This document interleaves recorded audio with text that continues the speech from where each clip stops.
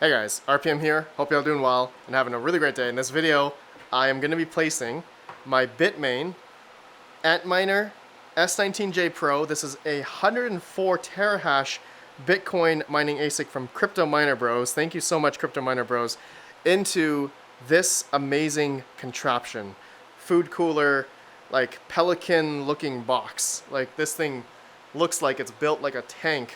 And so there's a gentleman from Vermont who made this for me and said, hey, Red Panda, would love for you to showcase this. And also, he recorded himself on making this whole thing step by step, including all of the exhaust and the intake as well for this food cooler contraption to make an S19J Pro quiet, or actually any Bitcoin mining ASIC that has these loud fans, right? That's why these things are extremely loud, because these are like 8,000 or 9,000 RPM fans to cool down the ASIC. And as you all know, I have had this in my garage now, and there's a video that I did a couple of months ago in which I got a sound complaint. As some of you know, I live on an HOA, and so it wasn't feasible for me to have this on and bother my neighbors. So a best way to do that is to put it into something like this, and we're gonna see in today's video. At the end of this video, I will show a test on the decibel rating of when I have my S19J Pro in there. So enough of me rambling. I'm gonna leave it to the gentleman to explain how to make something like this. He's gonna show you step by step. So my friend, thank you so much for sending this to me. Guys, go enjoy on being able to mine Bitcoin at home quietly. This is just awesome. Take it away, man. This video is for the residential miner that wants to get into ASICs mining, but just can't deal with the heat and the noise that comes along with that. This device solves both of the problems, the heat and the noise, and could be what enables you to begin ASICs mining out of your home. The following video will be a step-by-step build-along series, and now let's take a look at the parts that you'll need to assemble before you start your build. You may still hear some noise in the background, but to put that in comparison,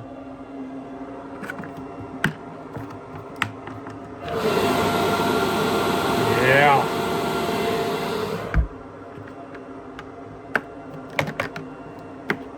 That is the difference between not being able to have an ASICs miner in your house and potentially being able to have an ASICs miner in your house.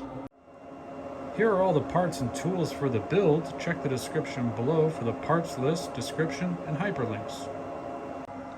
To keep everybody on track, just giving the overall view, right now we're working on the box section.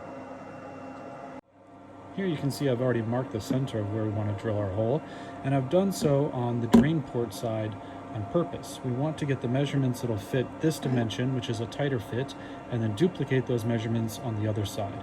This drain port will be reutilized later on in the series to feed the Ethernet and power cables that our ASIC miner will need.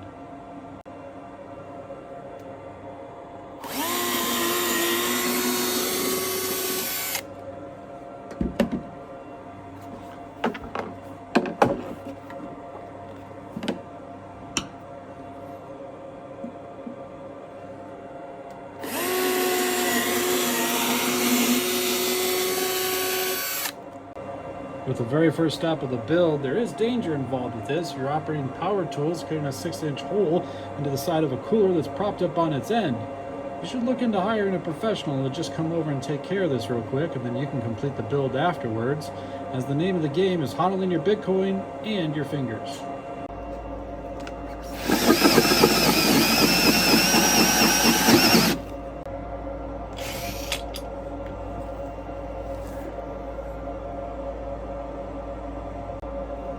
And now the other side, we can see that we're using the same measurements as the side with the drain port side.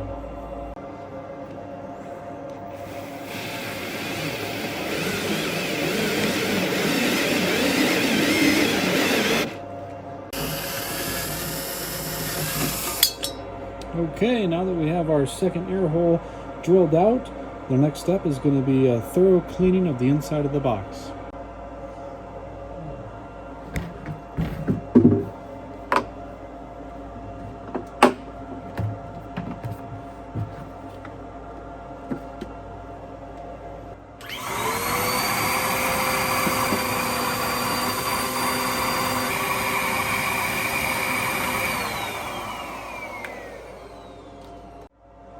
as we're cleaning out the box, we're also going to want to take out the drain port and deburr the edges. Now we'll go ahead and remove the drain port.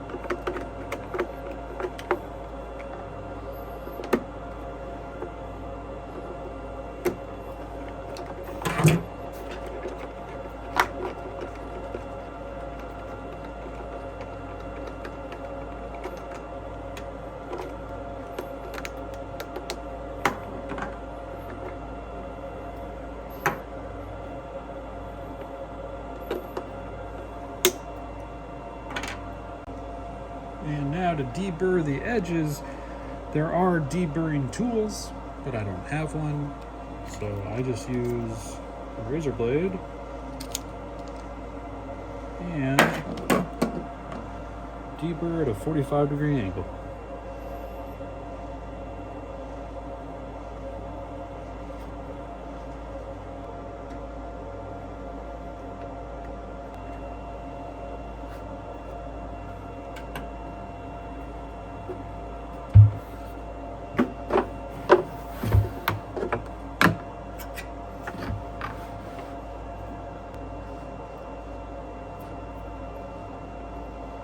Now, does deburring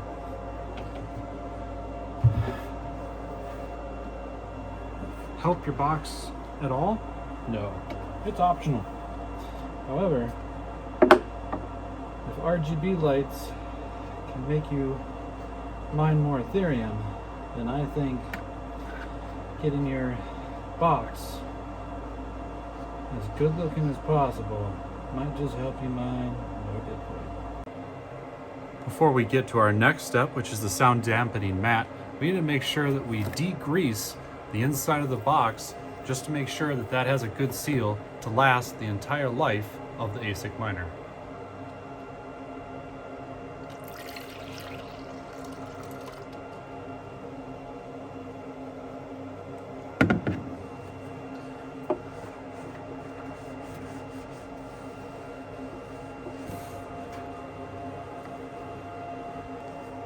All right, now we'll just dry it all off and then do another sweep for any bits of plastic or styrofoam. Okay, now that that looks good, what we're gonna do is we're gonna tape up these sides before we put the sound matting in. We're just putting one strip, 33/40 tape. So for the length of the strips that you're gonna want for these 6-inch holes, you're going to want it to be about 20 inches. And then here, you're just going to take that razor blade again, and you're just going to slice to allow these to fan out like so.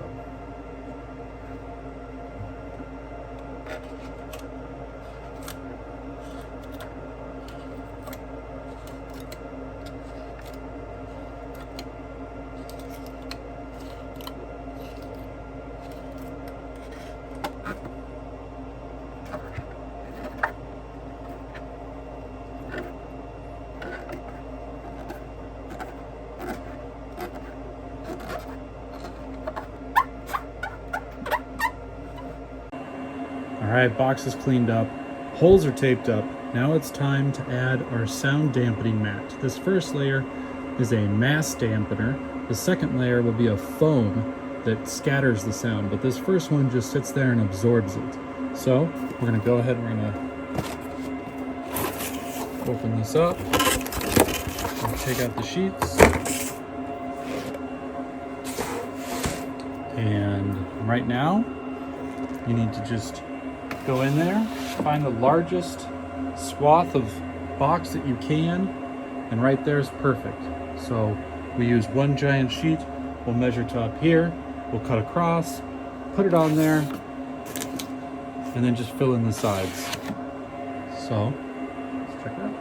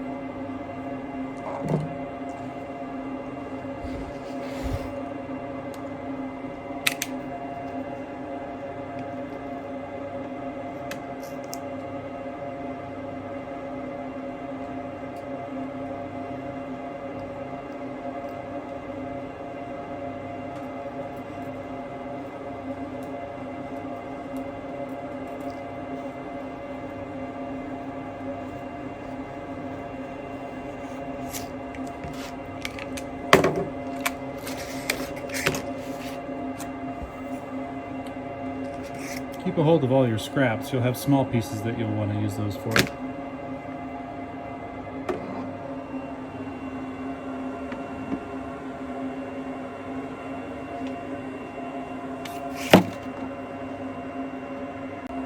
In whatever box you end up choosing, you might find that you have these voids. Well, that's what the scraps are for. This sound dampening mat is expensive. So keep your scraps and you can build fills for your voids.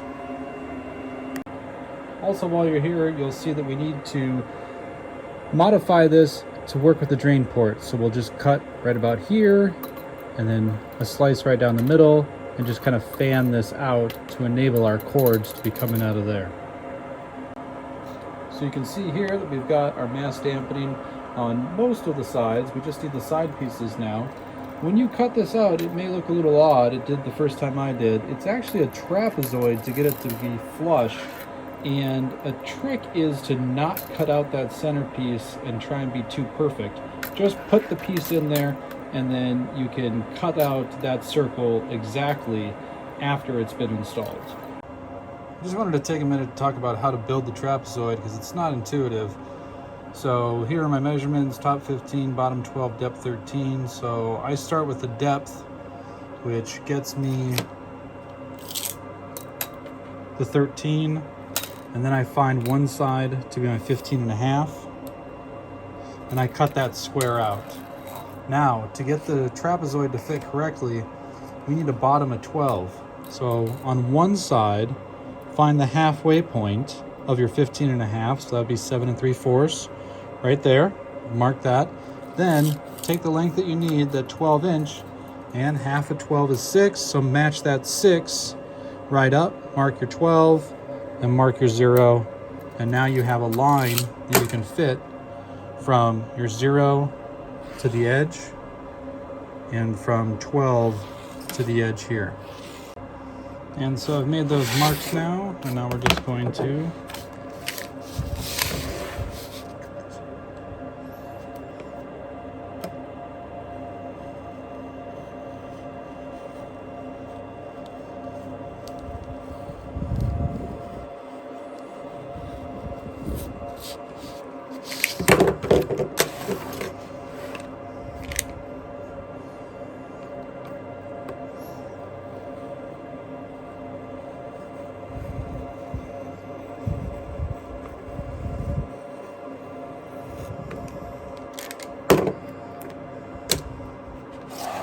there's a trapezoid, and from here, and then it'll just get slapped on right here. Simply slap that right in.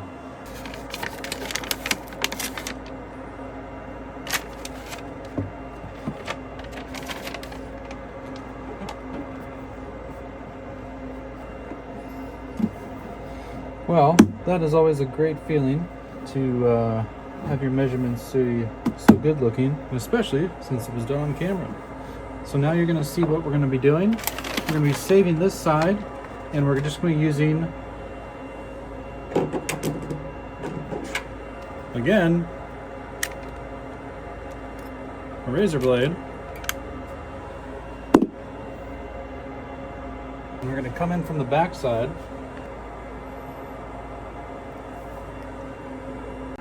And you can see what we're doing here is we're just using a razor blade and we're cutting out that centerpiece that we'll then put back on the backing so that we can save it for later for scrap. So technically this part of the video is optional, but if you're a hobbyist, if you're a perfectionist, if you just love Bitcoin, I think you would agree, let's make this box the very best it can be. So we're going to use some of those scraps and we're going to build some of these unique looking shaped pieces to properly seal up the drain port, because the better your box, the better the hash rate. Now that we have the first layer of soundproofing installed in our box, we actually need to roll this out. This is a mass dampening layer, and it comes with these raised diamonds. You need to take a seam roller and roll across these diamonds until they're flat in order for this material to work as intended. I'm just issuing a motivating message to all the builders right now, following along. I get it. applying so much force with these rollers over the same area dozens, hundreds of times is very labor intensive, and it strains the hand muscles. But it is what is needed in order to make sure that you get the sound reduction necessary. You're putting a large investment inside this box. So keep your ASICs miner happy. Happy ASICs, increased hash rate. Not proven, speculation. So the forearms are burning, the hands are cramped, but the rolling is finally completed. And you still see some of that diamond pattern, even though this is perfectly smooth. So I brought with a piece of scrap so you can kind of see the difference now. And that's where you need to get to before you're able to move on to the next step. Now the next phase of this is actually to once again clean the box. You've put oils all over there, and before you put on the next layer of soundproofing, you need to prep the surface again. So we're going to go back to our bowl of soap water and bowl of rinse water and prepare that surface for the second layer of soundproofing, which is that black foam. Surface is degreased, cleaned, and looking shiny. Next part is going to be putting on the second layer of sound dampening, and this is the foam right here. And so putting the black foam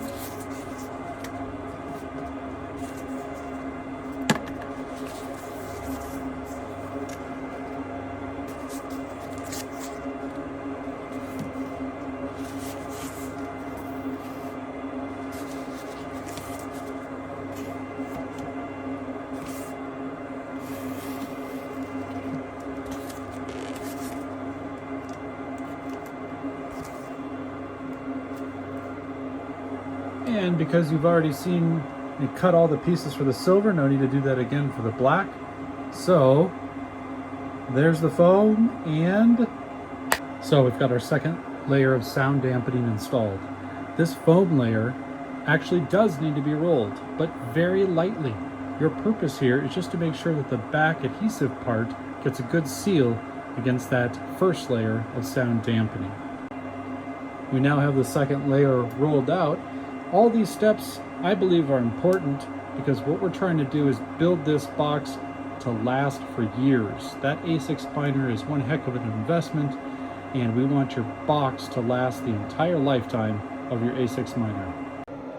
Now that our box is soundproofed, we return to our parts list, and we'll go ahead and grab these 6-inch takeoffs. I've got one here for us. They come with an adhesive and a rib on the edge here. We don't want either of that, so we'll remove the adhesive and then take a hammer and pound that flat. And right now we're working on these outlets for the box section. When you're taking off the adhesive from your 6-inch takeoff, be gentle with it because we want to reuse this adhesive later on in the build. You can see I have some saved in the background from previous builds.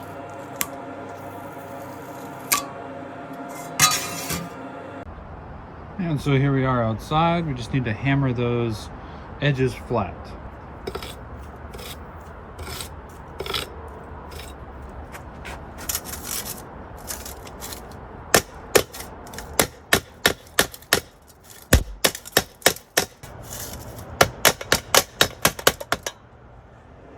Here you can see in this shot my solution that I came up with.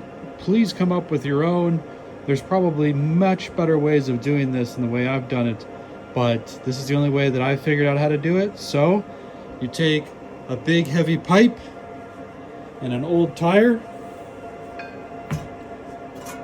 you thread this through,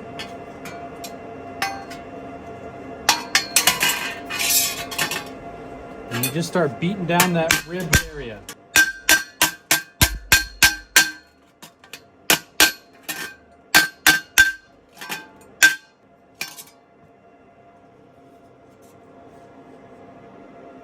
So that's about sufficiently flat. They do get deformed a little bit, but that's okay because we can rework them.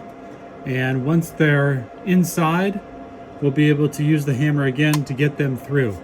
The reason why we're going through so much effort to use these is I don't want to cut these and reform them inside, as it'll ruin the structural integrity of these.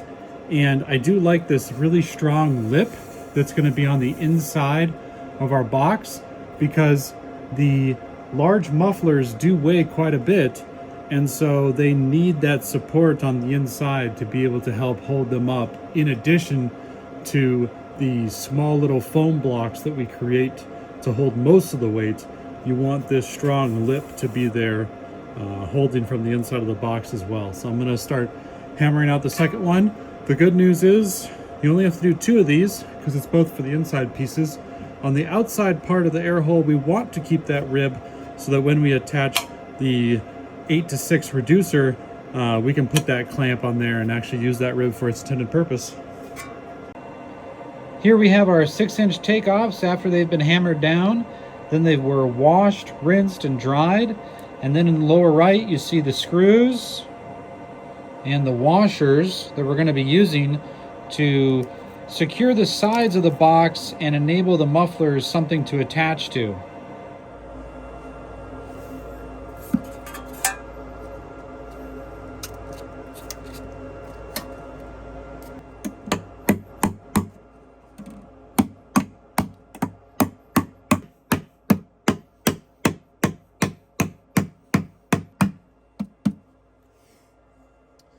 Here you might say, residential miner.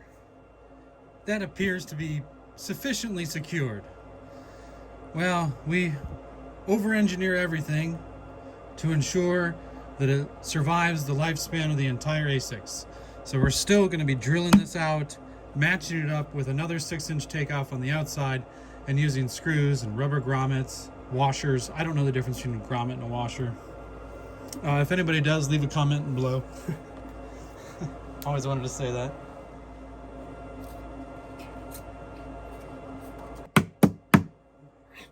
So we've got the inside takeoffs installed. We're going to be attaching the outside ones. Just a little thing for aesthetics. There's one side that is already cut, and just due to the fact of this cooler system, it has these raised edges on the sides, and so you're just going to have to trim a little bit off each side to ensure that there's enough clearance for that lip to go all the way snug against the box. We've measured out the right and left takeoffs and where we need to trim, so we'll simply use the tin snips and trim those up. Now, even though we trimmed up our outside takeoffs, we're still going to have to do a little manipulation of the inside takeoff to narrow its diameter in order for our outside to fit over it.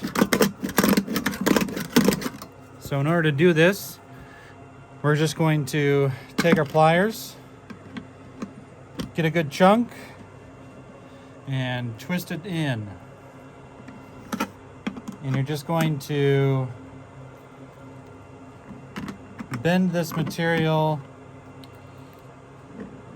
inward,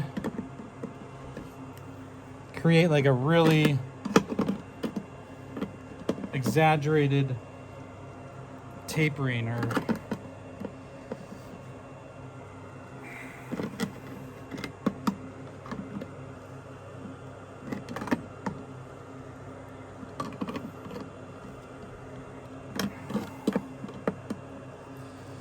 all right, let's see if that's enough.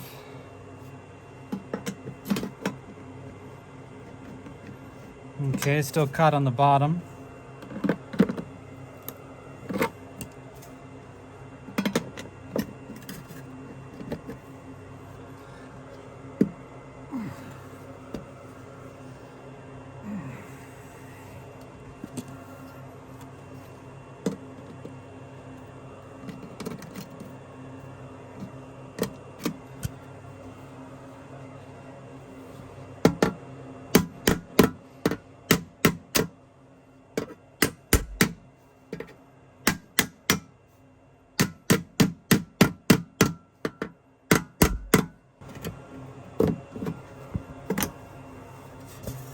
Okay, that looks like it'll go on and fit. So then we talked about how we were going to use these adhesives later on. So now what we're going to do is we're going to apply one of those adhesives to the outside, just as a giant kind of foam washer against the vibrating. And now that we have that adhesive on there, we will just match this up and put our gloves back on and seat that in there. Okay, putting together the two side air vents is difficult. So what I've done is I've found a slab of concrete, I've put some cardboard underneath it, I've pitched it up on one side, and when I hit a hammer here, the concrete is going to hold the outside vent, and I'm literally just smashing one into another, closing the gap between them here.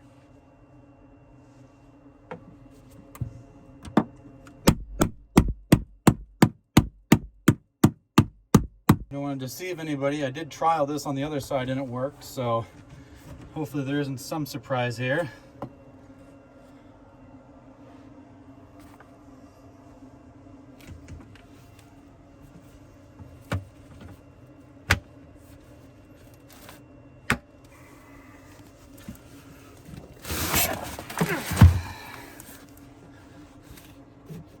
Oh yeah, that is a very tight seal right against the side. Exactly what we were looking for. And now we can move on to attaching the screws and nuts and rubber washers. So now we're going to pre-drill the 4 holes, and we're going to use the holes that are on the inside takeoffs. And then we are going to be having to punch through the metal lips on the outsides because the holes don't perfectly match up. But it's better to have less holes on the inside, less debris on the inside, whereas the outside is, we just want to keep it looking good. And for this, we're going to be using a 3/16 drill bit.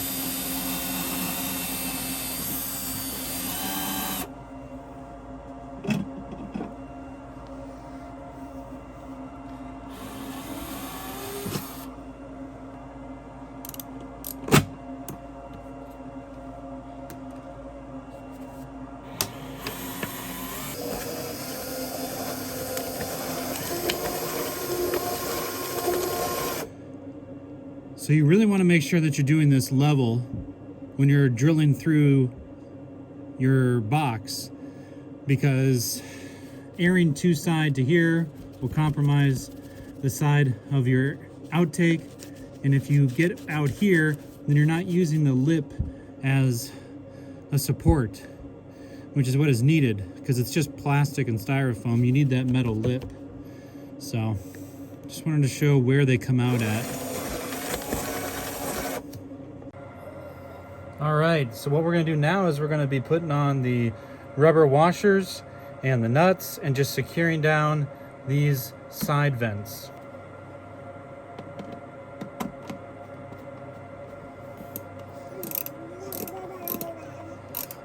Yeah.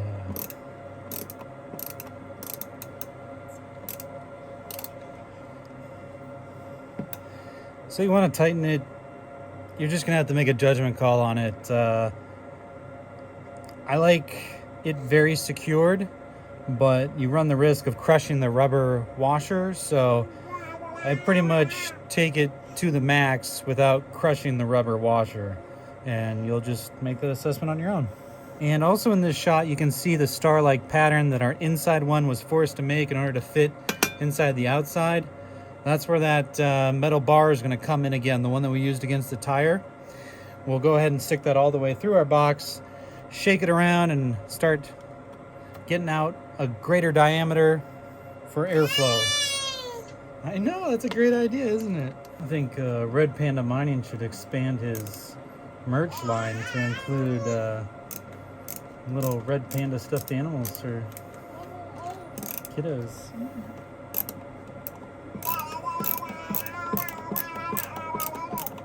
Okay, I feel like those are tight enough. With the side vents completed and looking good, we'll return to our parts list, and we'll go ahead and we'll start to understand that we're going to need to soundproof each one of these 3 reducers, this 8-inch 90-degree elbow, and both of our 8-inch tubes. So we'll begin that now. Here we have the pieces that will need to be soundproofed. Before we start that, we need to prep the surfaces with our soap water and our rinse water.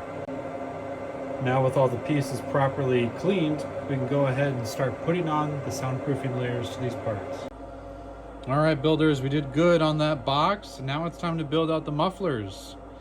These are 8-inch in diameter, 24-inch in length, galvanized steel tubes, but it's hard to work on them when they're all rolled up, so we use a big old heavy pipe to just kind of lay them as flat as we can, and that helps apply the 2 layers of sound dampening materials. All right, there we have both of our mufflers with the first layer of mass dampening soundproofing, and they are all rolled out. Here's the comparison against a piece of scrap. And again, you'll see that they retain their diamond-like pattern even though it's perfectly smooth.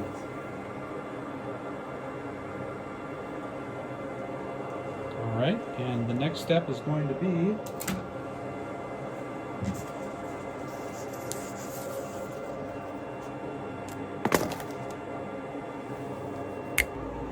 okay, second layer has been installed. Before we applied the second layer, we did a soap rinse and dry on top of the first layer. Second layer is adhering nicely, and mufflers are done for now.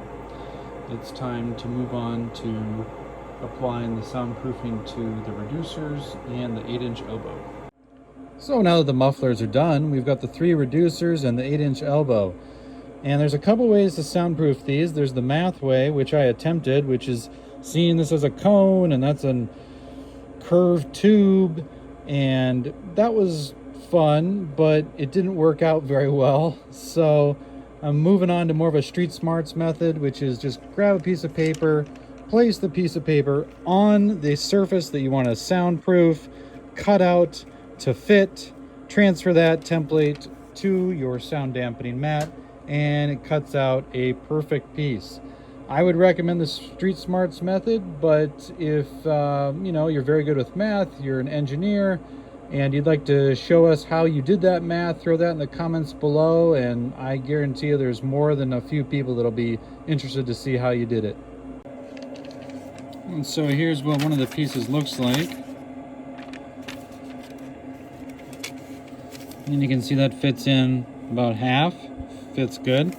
Since we're going to be doing this for 3 reducers, I made a template out of it.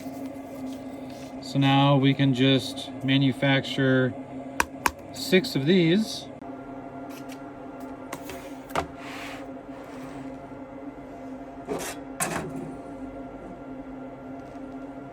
We're cutting from our template our first layer of sound dampening for our reducer.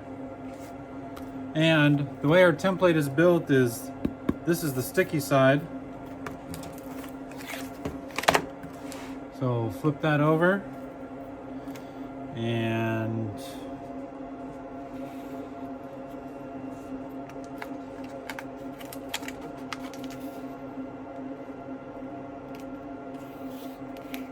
We'll go with that right there.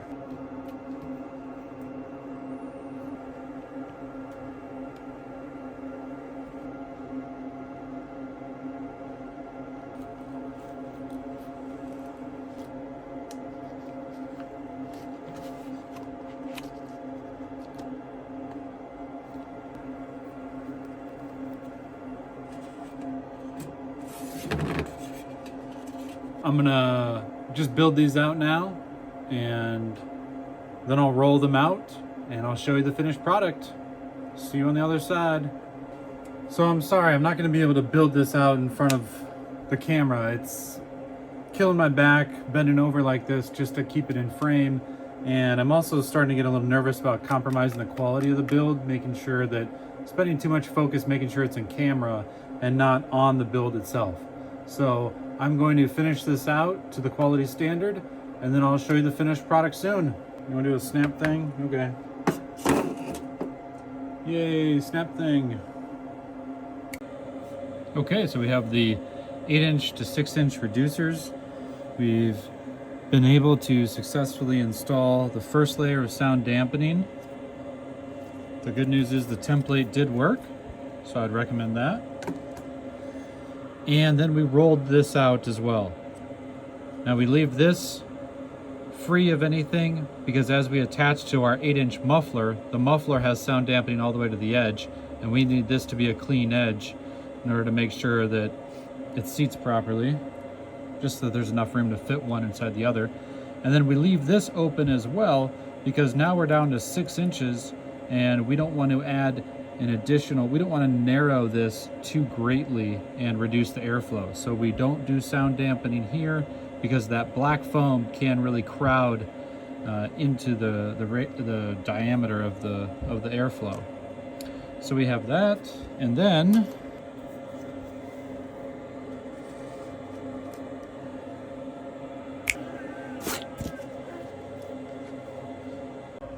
okay, we have finished the reducers and now we're able to move on to the 8-inch elbow. I would recommend getting the adjustable 8-inch elbow. It enables you to line this up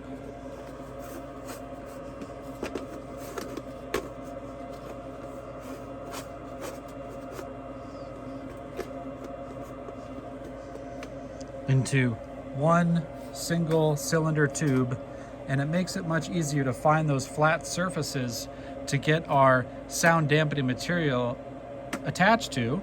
And then we'll simply take a razor blade and cut a very as thin as a razor blade groove that'll enable us to then move these across. Now, when we do move these, we're gonna have an outside and an inside, and so the materials will move and press on them a little more on the outside, which is good. That'll provide a better seal for all that airflow moving along the outer curve of our tube. And on the inside, they'll actually create a little bit of a gap that we're gonna need to go in there and just reinforce with a little bit of filling of our sound dampening foam.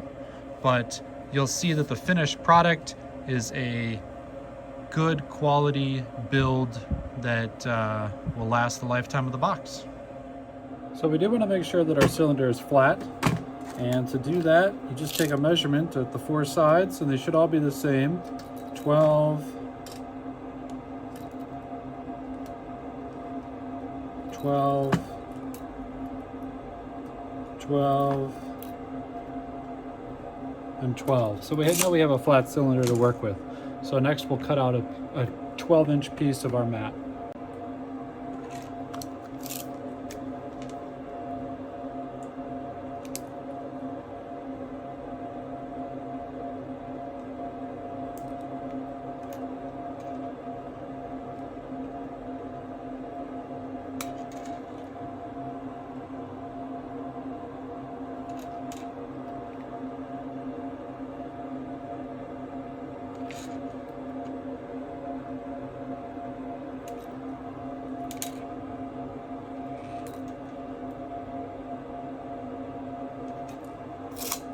So we ended up going with more of a 11 and 7/8, 11 and 15/16, just to have a little bit of wiggle room when we're attaching it to the muffler.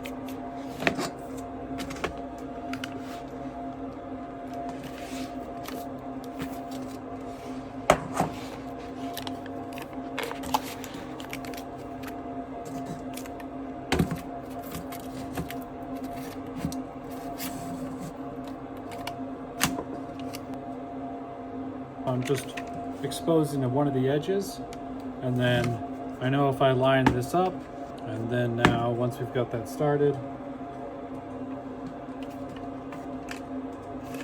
we'll just peel and stick.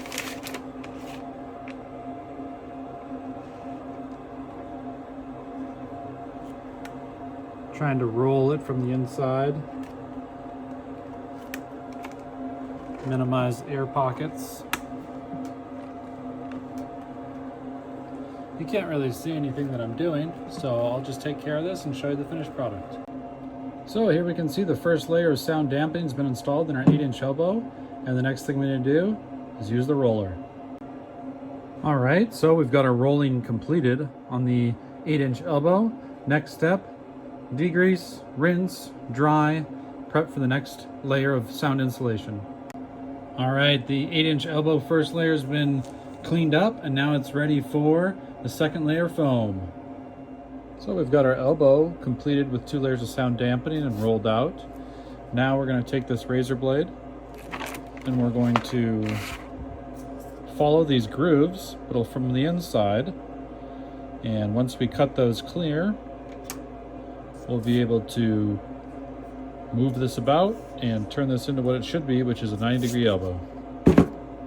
So here we have the finished product on the 8-inch elbow, and I am excited because it produced a higher quality build than what I had been doing before the new idea.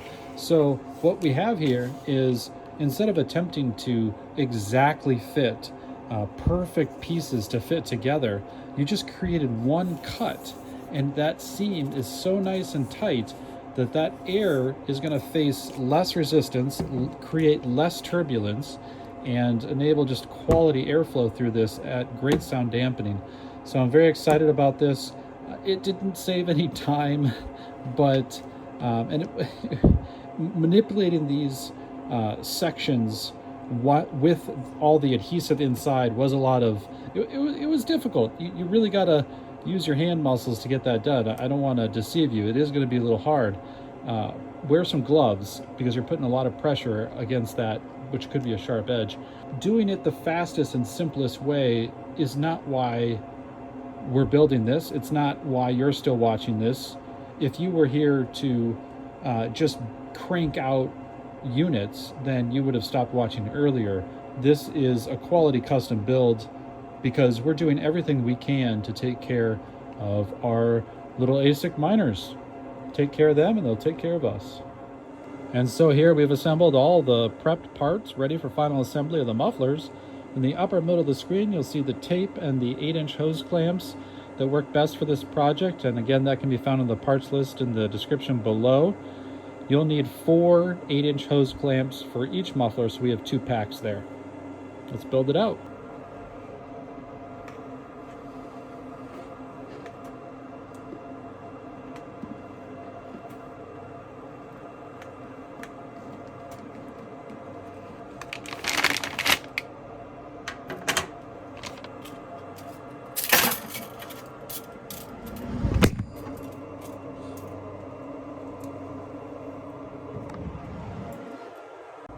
So I'm just taking a minute out of the video to say our piece did not fit that easily on this side, where it fit very easily over here, and that's obviously because of the crimp.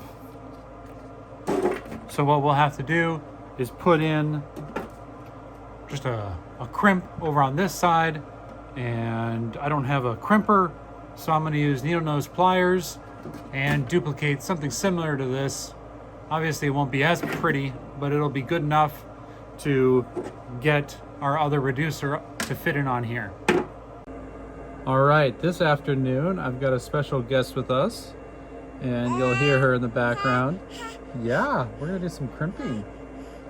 And basically in my last video I said I don't have a crimper, and then I thought crimpers aren't that expensive. Go out and be a little professional. You're setting off this beautiful contraption of Red Panda Mining for hundreds of thousands of people to see. So, you know, let's make it look good. Let's go out there and get a crimper. So good news, got a crimper. This will have to be added to the parts list. Probably optional. You could do this with needle nose pliers if you wanted to. Yep, stay out of frame, baby. Yeah, you want bottle? You want bottle? Yeah, okay. All right, we'll get to crimping in just a bit. Okay, so now we have our two 8-inch tubes, and we're gonna put a nice crimp on the currently uncrimped sides. And one of these tubes is gonna have to be altered just a little bit. You can see with our 8-inch, there we go. There's our 8-inch. I put that all the way to the edges on both sides, and I don't want to mess with this at all. So what I'm going to do is I'm just going to measure this length here, and then just remove a little strip of insulation so that that'll fit nice and well. And then of course we'll have the sound dampening from the 8-inch itself. So with that, I'll have my little helper start crimping sheet metal, galvanized steel. That's right. Okay, and here we start the crimp on the first 8-inch tube. Yep, there you go. Yeah, there you go. Yeah, good job. Okay. And just like that. Yeah, good job. Oh, all right, you want me to show you how to do it first? Right about. Oh, there you go. Okay, you want to get in on the action now. There we go. You ready? And crimp. Oh, good job. Let's do another one. What do you say? Yeah. There you go. You ready? And crimp. Oh yeah, that's fun. That's fun. Okay. Yeah, you're right. It's break time. Union rules. I get it. I'll finish the rest of it.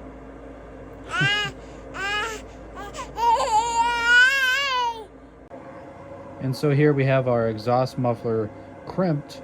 The factory crimp is obviously on the right and our custom one is on the left. But now we're just going to be able to easily put on those 8 to 6 reducers. We'll finish that final assembly. We don't need to put a crimp on our inlet because the 8-inch elbow comes with a factory crimp. So, crimping complete. Good job, little helper. Okay, we've made it so far. It's time to assemble one of the tubes. This is going to be the one with both of the reducers. And we've already had our special guest help us crimp this one. And now you're just going to see some footage rolling through of a simple build.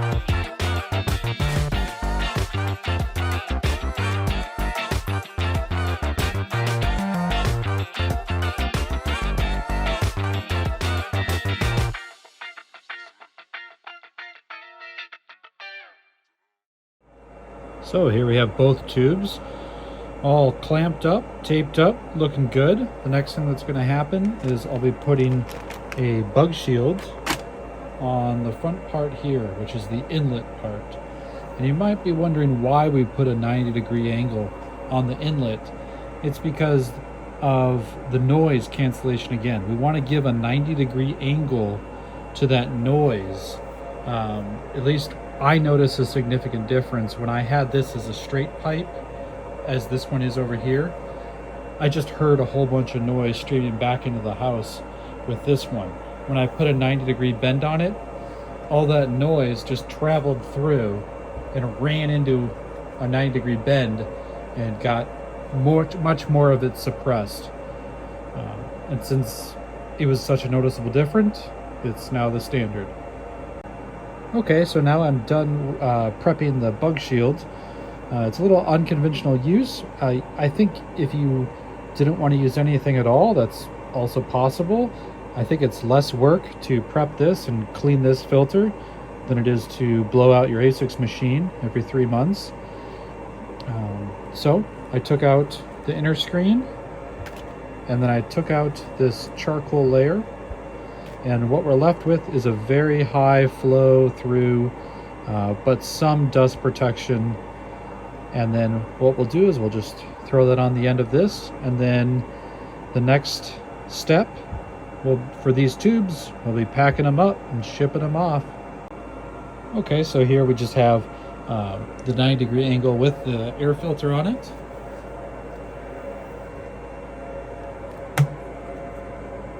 Looking good. Next step for these tubes: bubble wrap, foam, double corrugated cardboard, tape it all up, make sure it's water sealed, and then ship these to Red Panda Mining. Here we are, box open. We're going to be building the last piece of this build, and it has to do with this custom exhaust fitting. You need to find the exacting dimensions for your ASICs miner's main exhaust fans. And for the S19 family, it is a long rectangle with a lip, a short transition period where you have to completely change the shape from a long rectangle into a 6-inch round. And we're going to go through just how to do that in the next set of videos. It was the most tricky piece to figure out how to build, and hopefully following the way that I figured out how to do it, you'll be able to be more successful on your first time. So we're going to start off by taking some measurements.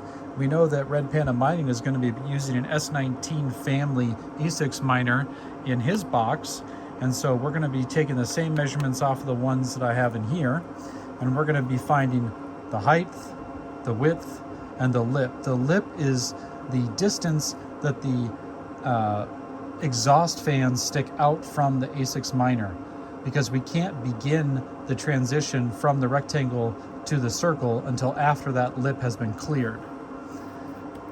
We're then going to be taking a look for end of lip to the round, and then these last two we're going to be able to get from the box that we've already made. Here we go.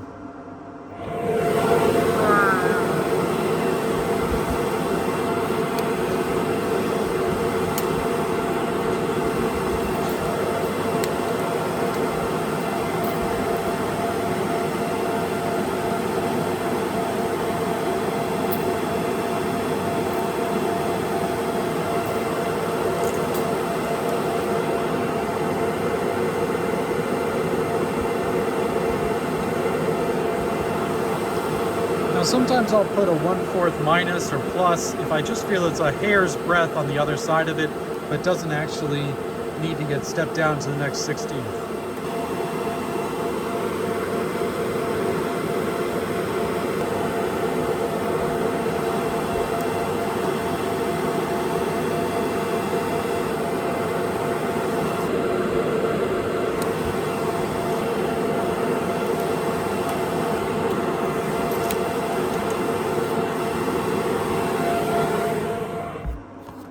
Oh, so much better.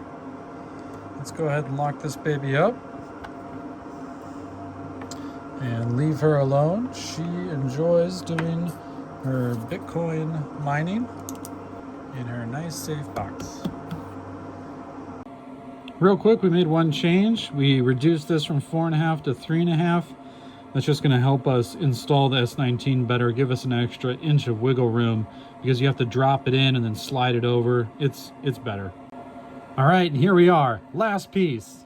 About time, right? We're about to finish up this build, but we're faced with one more hurdle, and that is answering this question: how do you fit a square peg into a round hole? It wasn't easy to figure this out. I think any welder, technician, auto mechanic, carpenter, electrician, plumber, so many of these trade crafts that deal with these types of problems on a daily basis are much better suited to answer this question.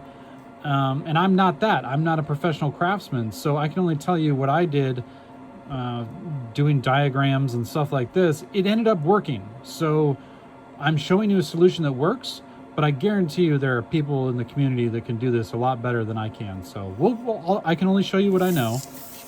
And that is to build two side pieces like this. You're actually going to cut the length 10 1/4, and then you're just going to come across and do a 7.5 length. And we're leaving 2 inches right here on all of our pieces. And these little ribbons or featherings are actually going to be, because we're coming into this hole and we have a box. So these featherings are going to help us push this corner inside our circle and then tape and seal it from the inside. So here's the dimensions. That's what you're going to cut. These are what's going to be needed for the length of the top. We got our lip, we got our ribbons, and then we've got our distance for the top, and then our bottom is a little bit longer because this distance is much greater than this one here. And so we'll just cut those out, and then we'll try and solve this problem. To start building the box, start with the lip. So you're just going to measure out 2 inches. So it's going to be here and here, because these are on the sides, and it'll be here and here. Okay, we've got our 2-inch lips made. What we're going to do is now we're going to use this diagram to make a mark 1.15 from the tops and 3.375 from the bottoms. And then we're just going to cut out that corner on all of these pieces right now.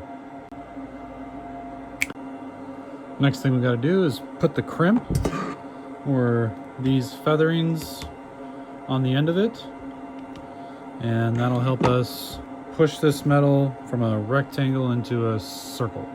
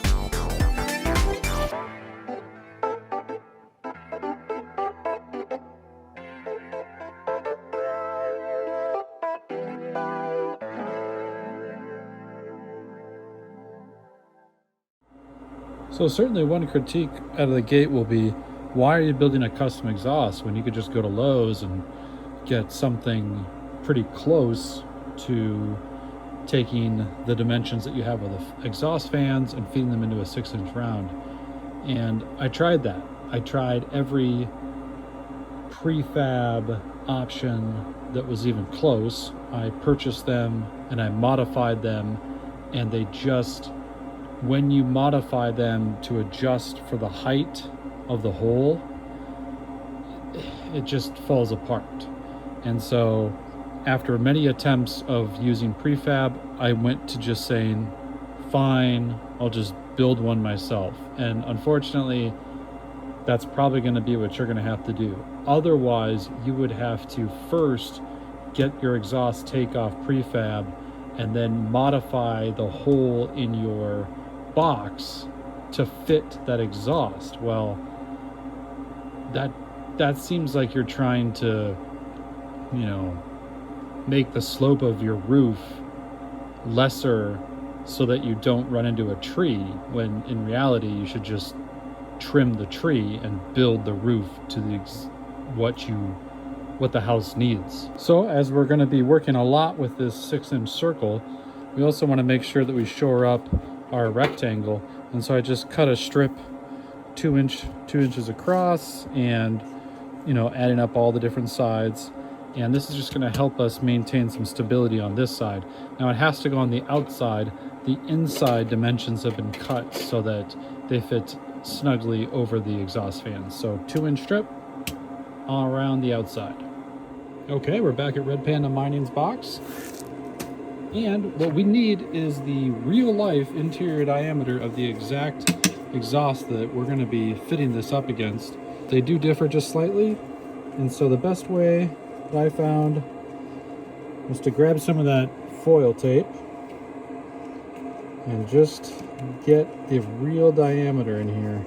Okay, so I got the real diameter, and then I scooted in about, I don't know, 1/8 an inch, 1/4 of an inch, I don't know, just to give it a tiny bit of tolerance when we need to fit this in there. See how that fits pretty snugly, but not so tight that we'd have to break out the hammer. So maybe right in between there. All right, in our last video, we took the measurements of the interior diameter, and we were able to transfer that to our sheet metal, and we were able to cut the interior. We know that this is going to fit in the exhaust. So what we're going to be doing is, you need to find a hard, solid object that you can act as kind of something to clamp onto, and then see if it'll fit. So I found this one, and it fits just beautifully in there. Nice, a little bit loose, but pretty much the exact size. So what we're going to be doing is we're going to be placing this on the inside. Then we're going to be placing this on the outside. And we're going to get all that linked up. And it's just going to be a lot of massaging the metal to make that work. And then once we get that, then we're going to clamp it. We're not going to put it inside the exhaust with the clamp, but the clamp is just to hold things together while we tape up and reinforce everything. And then we'll be done. So I was hoping that the crimp would prevent us from having to actually cut these into strips. But after working the metal for a while, it is obvious that we are going to have to cut these strips, just like we did previously on the prior builds. I was hoping that the crimper would enable us to get away with it. But what has to happen is this, although it's bent in, now needs to be bent back, and it won't bend back as an individual piece without distorting this. So I don't know if we want to use special terms like convexed and concaved, but you can see now it's a round. Once we flip this on the other side, it inverts that curve over on these sides, and we want to maintain this curve here. So we're going to cut these into strips and then individually bend these back so that they'll fit around our template and then with this disc.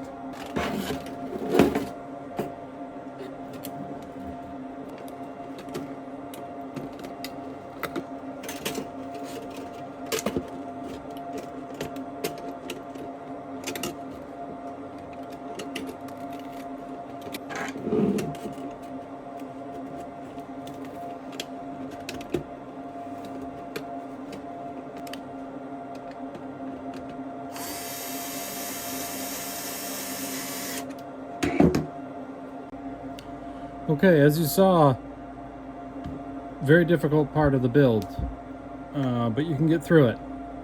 And you've got some patience, and you're an ASIC miner, and you're doing this for all the right reasons.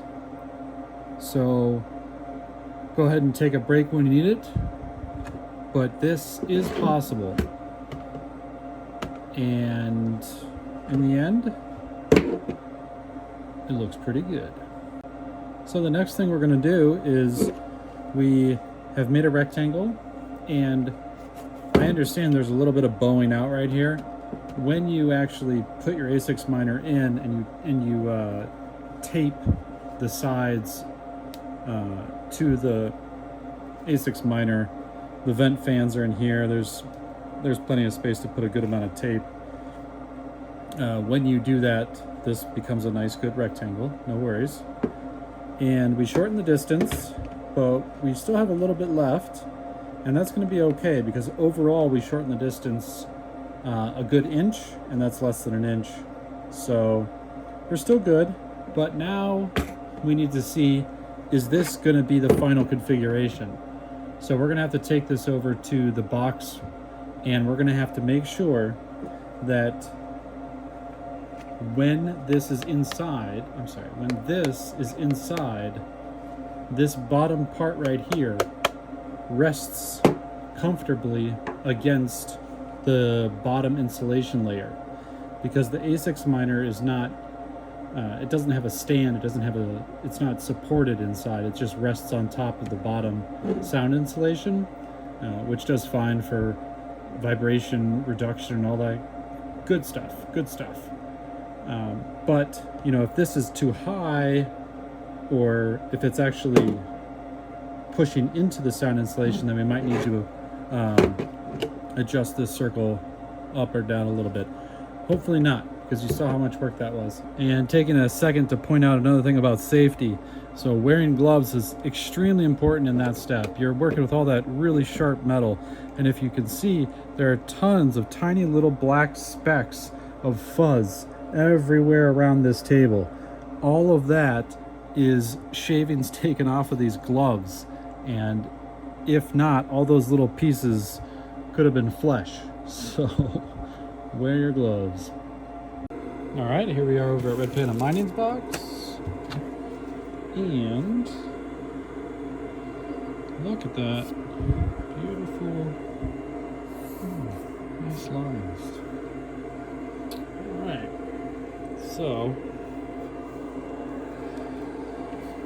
oh boy. Okay, so diameter into the exhaust pipe is good. That will fit. Now let's see, when it's inside, where does it rest? Here we go. Comfortably resting on the bottom insulation. We have a successful fit.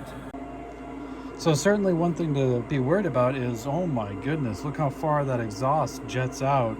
How are we going to fit an ASIC miner in? And that's why we shortened this length from 4.5 to 3.5. And all of this is going to be inside the box once we fix it up. So we're going to keep working this, and then we're going to tape it up on the outside and the inside. So we use this tape roll to make our outer collar, and we've got that clamped down nice and secure. The ribbons are inside, but then we took out the larger tape roll and we put in a smaller diameter tape roll. So now we can feed through our inner collar. We need an outer collar, and then the ribbons, which are right in there. Hopefully you can see those. I think you can, those little wavy bits there. And we're going to feed an inner collar, just a slightly smaller, and we're going to feed that through on the outside of here.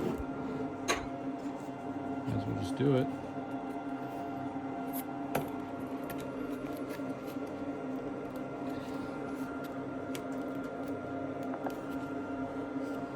Like that. And then we're going to take out the inner tape roll, and then we'll tape together the outer collar and the inner collar. Sandwiched in between will be all those ribbons, and then we'll have secured both the rectangle and the circle, and then we just throw some good tape over the whole thing, make it look good. Okay, we've put the inner collar in around the smaller diameter, and now we'll just carefully push through, and the inner diameter collar stayed, which is great. You can see we still have the clamps, and here's a good shot of the ribbons. So here's all those ribbons. Let's see if we can get that in focus here. There we go. Here are all the ribbons that are coming from here. You can see them here, and they're just fingering out like this and creating that circle. And so you got to create an outer collar and an inner collar. And now I'll position this so that everything's nice and flush, and then put a nice secure everything with the with this tape. And here we have the custom exhaust completed, and we are so close to the entire build being completed. So we have a side profile shot here, and I think you can see just how unique these angles have to be, the distance for the round, for the rectangle, and how fast it needs to transition. You do need to build this custom. Wrap that galvanized steel with a good layer of that special tape all around, looking great. And yes, there will be things that you'll need to square up to your ASICs miner when you seat it in there, but that's no big deal. You're just gonna align that straight across your machine, and you'll just, place that nice strong tape and properly secure it to your ASICs miner. And as you can see, there might be the ever slightest gaps in certain locations, and that's fine. This lip does not have to be perfectly square against your machine. It just has to give the exhaust fans enough space to blow their air into your new system. And you might need to cover up a little bit of areas with extra tape. That's fine. As long as this does its job and creates a good seal around it, you've done a good job. And I'm just going to go ahead and say congratulations to any of you that have actually gotten to this step and you have actually made this piece of equipment. That was difficult. Good job. Okay, we're back at Red Panda Mining's box, and we're going to open it up. And what we're going to take care of now is, well, last opportunity to see the bottom. You can see quality all around, even though nobody will ever see that. I guess that's not true. It's in the video now. And what we're going to be doing now is we're going to be carefully scooting and maneuvering this device as far in as we can, to include resorting to anything to help it get in there, all the way up to this lip. And we'll go inside from here and tape inside as well. So right here's a good example of one little hiccup. So we had to really manipulate the inner 6-inch takeoff to fit inside the other one, and that leaves this kind of pattern here, and well, that just reduces the diameter of the airflow. And so how do we get that back out? So the technique that I have is, I don't have a metal die, but that would be the ideal way, is to pass through an object about this size that could just kind of pull out all that, kind of similar to how a metal die works. So what I did was, let's see if you can see this. Yeah, here's a roll of tape. And so you'll see that the other side is actually much more smooth and open. And I passed through this roll of tape through it several times, just using a hammer, a block of wood to really force that through. And I just wanted to show the difference between all that good space for airflow that you're missing out because it's crowding that circle. Whereas if you pass through like this piece, see now when I push that through with the block, it's going to push all that out and become smooth like the other side.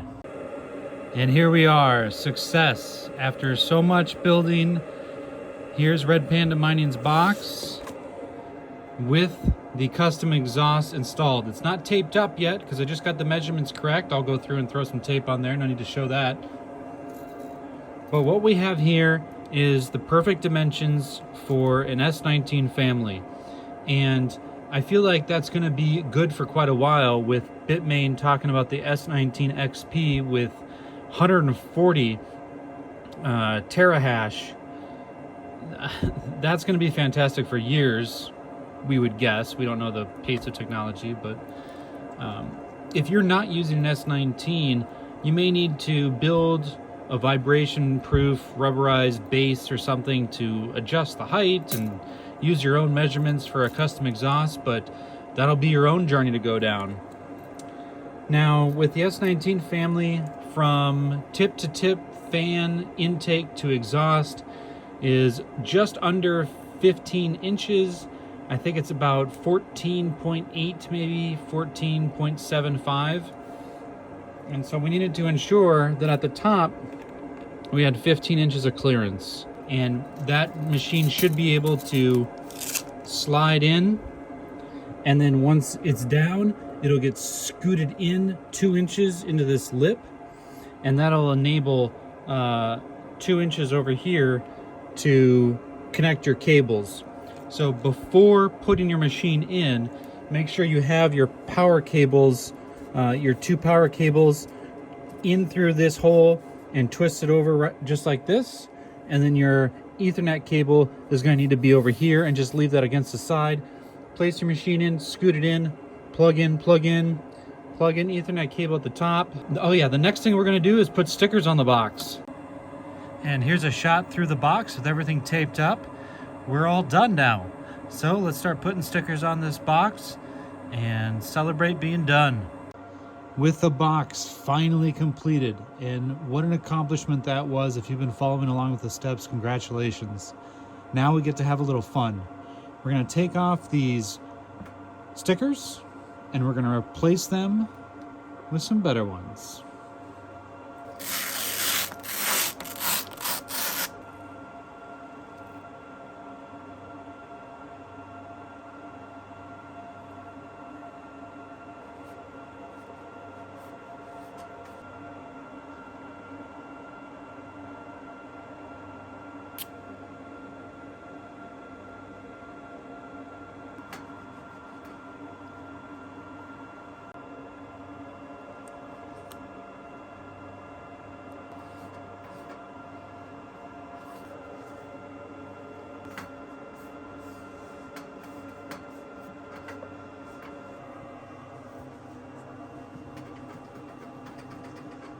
And so now to help support these tubes, because all that weight is actually being put on these screws right here, we're going to be building this.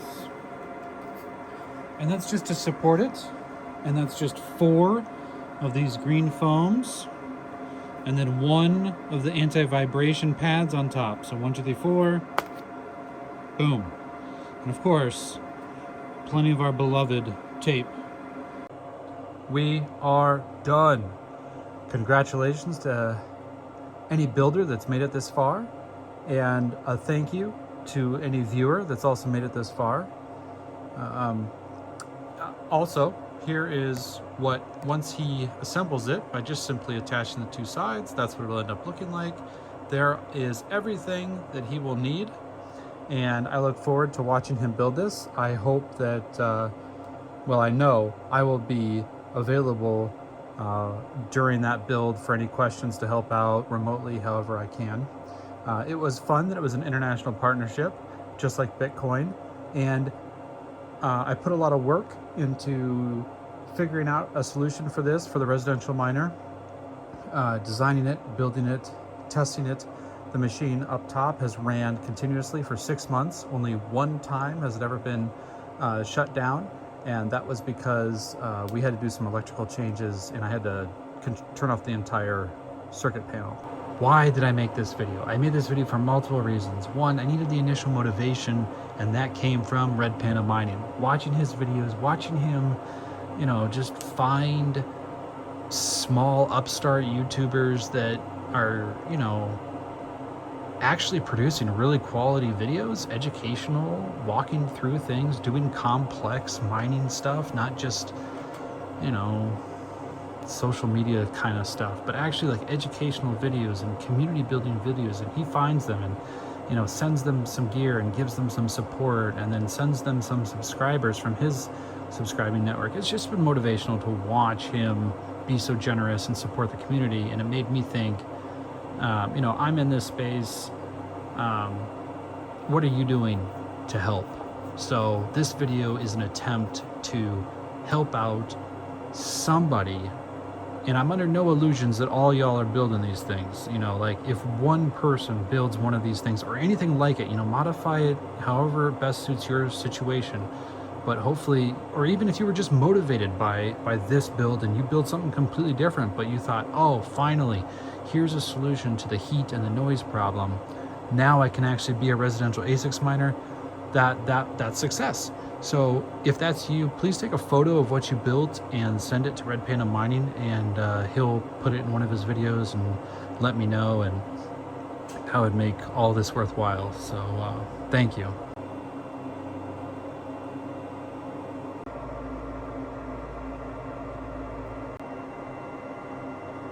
Box is complete.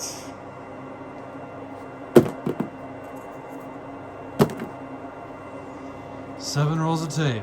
Good luck, Red Panda.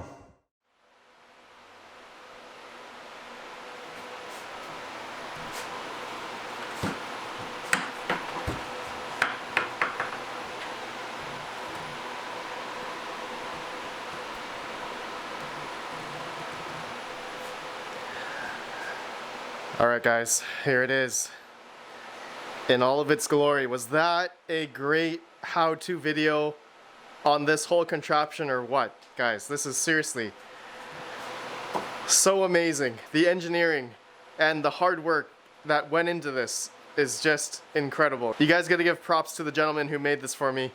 Seriously, just incredible. Built like a tank. I cannot wait to run this. So, as you guys can see, I have my Antminer S19J inside here. It was a little bit hard to get in, but it ultimately got in here. I put some more of the 3M tape just to make sure there wasn't any extra air holes on this side and also on that side as well. So no air or no heat will essentially come out into here. It'll just go straight out of this exhaust tube, okay, which is awesome. I haven't put on the clamps yet because this whole contraption is not going to be staying in this area. It's actually going to be moving on top of my shelf, which I'm going to do in another video. At the end of this video here is to just do a sound test with this off and on. And so right now in my garage, I do have a fan on, and also my mining cave tower is on, which creates some noise from the graphics cards, but don't mind that sound. Right now, if I'm just going to stay quiet here for a sec.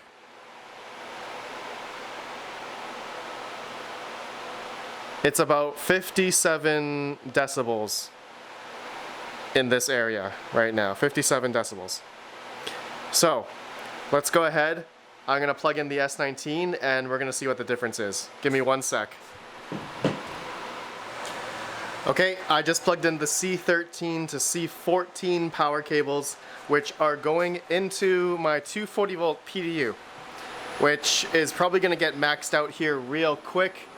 And yeah, it's going to take about another 3,000 watts, so I'm guessing we're going to go up to 20 to 22, 24 amps, which will be the 80% rule on my 240 volt 30 amp PDU here. Alright, so I just heard it. You guys can hear it ramp up now. Oh man, I'm going to close it. Okay, wait, actually, a good test would be to see. Alright, it's about 82 decibels right now. That's how loud it is with this S19J. 88 now, 90 over here. That's pretty loud. So, let me go ahead and close this.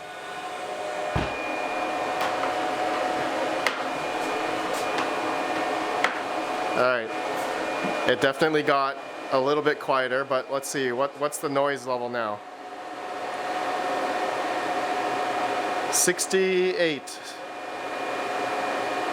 70 decibels. So we went from 90 to 68. It's definitely a lot quieter now that it's in here.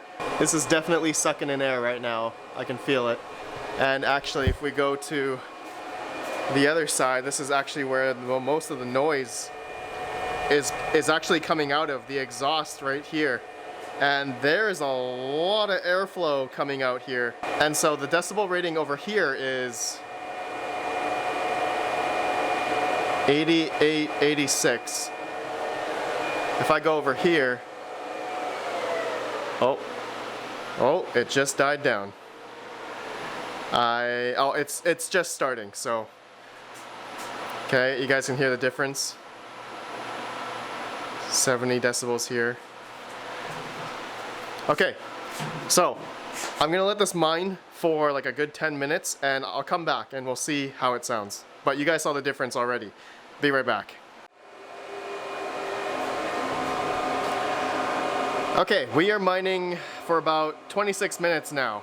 And I'll show you guys the stats of the fans. The fans are at apparently 6,000 RPM.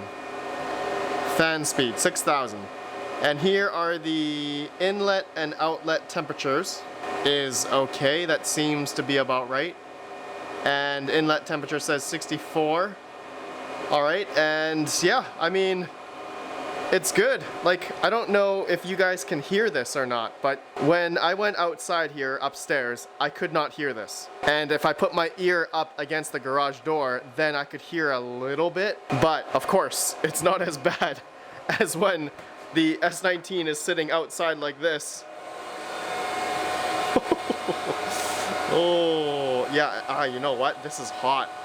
This definitely feels hot here, but the sides feel, yeah, they feel hot as well. Yeah, this is extremely hot. The exhaust is hot. Let's see. Inlet is cold. Of course, cold air is coming this way. Hot air is going out that way. But you can see the sound difference, right? When it's in here. That is incredible. Seriously. Guys, this is life-changing. I can finally mine with my Bitmain S19J Pro 104 terahash in my garage successfully at home. This is seriously, thank you so much, my friend, for making this for me. And guys, seriously, let me know what you think of his video and just showing you guys step by step on making this amazing food cooler contraption to incorporate an S19J just so it can keep the fans quiet. That is just awesome. My friends, I will be placing this up there, and actually I may do a thing where I'm gonna swap that's the exhaust, that's the intake. I may swap them around because I want this to be facing in this direction and I want the exhaust to go out through my window. So I'm gonna level up my shelf up to here, and I do need to buy like an inlet that can do an S or a 90 so that it can shoot the hot air out my garage door window. So right now it's going into my garage, which is not which is not good right now, but it's quiet, right? That's the greatest thing about it. So I may need to move this onto this side instead, and then the cables will have to route onto this side instead, which we'll do in another video, guys. We'll do another video. I just wanted to mainly for this video just showcase how quiet this thing is when it is no longer sitting outside just blaring loud those ASIC Miner fans. All right, my friends, that's it for this video. Let me know your thoughts. I appreciate you all. I know this is probably a very long video, but please give me your thoughts, and I appreciate you all for watching. I'll see you guys in the next video when I put this up there somehow. Peace out, guys. Peace out.